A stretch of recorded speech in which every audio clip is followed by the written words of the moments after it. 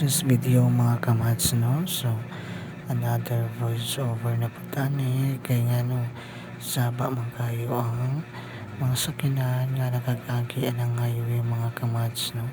So mga kamats kanito siya nga akong customer mga kamats is salingan ako no. So kani siya nagpalimpyo siya kay tungod manggod ang iyang tiil ng hubang na tungod sa iyang mga ingkron ang iyang mga kukus ng lubong na gid siyang mga unod mga kamats no. Kay kani manggod siya nga akong customer mga kamats tag tinuig aya magpalimpyo. Shout out ko nimo diha dai. Sorry kayo kay ngano ang kani gid imong tiil grabe jud kayo na gid mabangbang mao na gid ang tindugay lagi kayo magpalimpyo kay nugunan man sa bayad di mauna na bitaw mga kamats sa joke na siya no. Kani gid siya na ako ang customer mga kamats is ganang tagdugay ka na siya magpalimpyo gud aya na siya magpalimpyo og kanang manglubong niyang kuko manglubong niyang mga ingron aya pa siya magpalimpyo ng mga kamats. Sumasyak na lang ta kay ano dagko kay lubong ang mga ang mga kuko sa iyang kuano sa iyang siding. So mo nang dira nga mga kamats ako gud siyang gihinahinay og cutting para makuha tong mga kuko nga mga nangalubong o mga ingron mga kamats no. So mo nang ako siyang gibutangan og gapas diha kay tungod manggod ubang kayo iyang tiila na nga higayon din kuan kanang murag na siya na something ba murag na siya na sumo nang ako siyang gibutangan og gapas kay aron gyud nga ma-protection pud nato ang ihang samad no para dili po nato maigo inikat nato sa siding. So mo nang diha mga kamats syagit lang gid taon kay siya na pagkat ako sa iyang siding mga kamats no kay sakit man jud kuno kaayo mga kamats kailangan og dili sakit mga kamats ha. Ang iyang kuko is nang lubong na gud siya sa iyang mga unod mga kamats inggo na jud kay siya mga kamats. So sa pamay buhaton nato ana so ikat gid nato na siya bahalag sakit so agong tahon sa niya no kay pagahuman ana makaginaw-ginawa ra gyud siya taman-taman. So dira mga kamats nakuha na nako ang iyang kuko ana mga kamats no ang iyang ingron sumuotong akong gibira og ginahinay so mo nang nakuha gyud siya diha mga kamats no. So ana siya sa mga naarahay daw ang iyang pamati mga kamats kay nakuha na daw dili na daw sakit ikapon ang iyang kuko. Sumunang ako siyang ginahinay og push kaya napamagay mga nalubong niya nga mga part mga kamats. Sumunang akong ginahinay og lubong og ay kanang push kaya makuha tong mga kitikul o mga ingron na naapa sa ilalim anang iyang tiil mga kamats no. So ako lang siyang ginahinay para makuha. So dira mga kamats ako gina siyang gitangtang ang murag kanang murag kugang niya sa iyang samad ba kay usam gud na siya nga nagpasakit sa iya no. So muna ako siyang gikuha og gitangtang ginako diha nga part mga kamats. So bahala ka siya gid sa siya diha nga part no kay ngano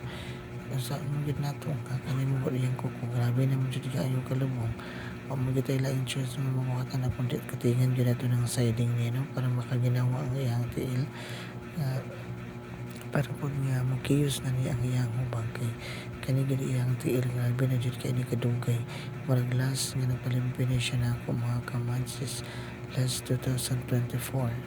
wala pa'y Pasko or basta wala pa to siya mga Pasko mga kamats sa 2024 na ako na siya nalimpyuhan last kanilagin sobraan lagi katihik kay anugunan sa kwarta nga ibayad sa manicure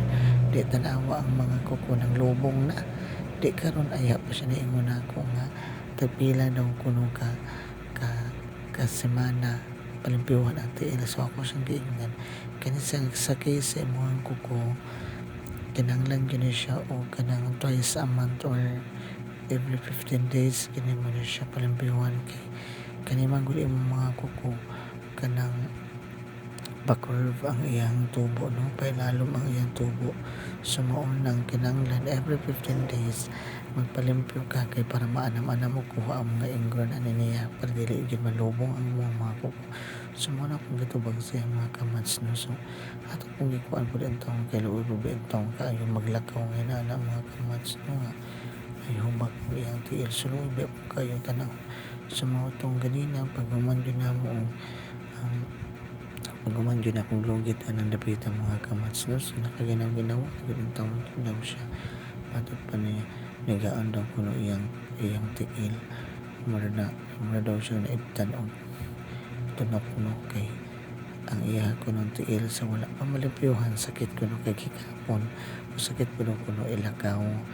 halos kung maigo daw makasagit gyud daw siya tungod daw sa kasakit kay lagi daw tungod sa iyang hubag no pag matandugan daw kuno sakit kuno kaayo so karon kuno nga nalimpyuhan og nakuha na nako ang katuyang mga igo no mga kuko nga nada sa lalom no so ni ana ganito dyan sa mga kamats nakaginawa ra daw ang taon siya kay nawala daw ang kasakit siyang tiil ug nigaan kuno ang iyang pamati siyang tiil mura kuno na natangtangan o hastang daghanag buling o mga ingkon iyang tiil matod pa niya mga kamats so nakatawa dyan ko ano na po ang customer kay